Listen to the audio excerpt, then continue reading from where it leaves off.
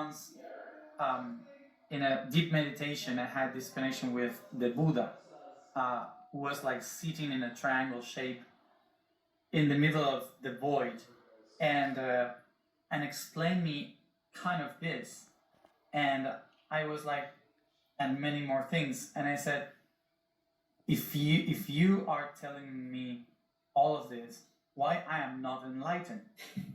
Why I don't become like you? And he said, because I am already enlightened. So you are another part. And I am holding the alignment for you to be able to do your part. And I thought that was like, can you hear me? Yeah, I can hear you.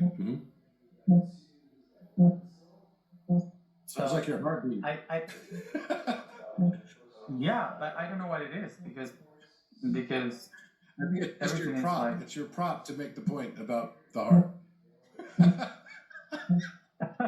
Yeah. Well, can you hear the heart?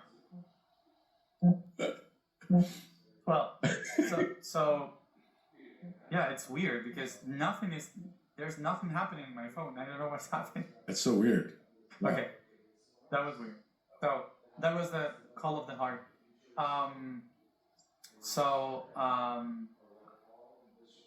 What I was saying is that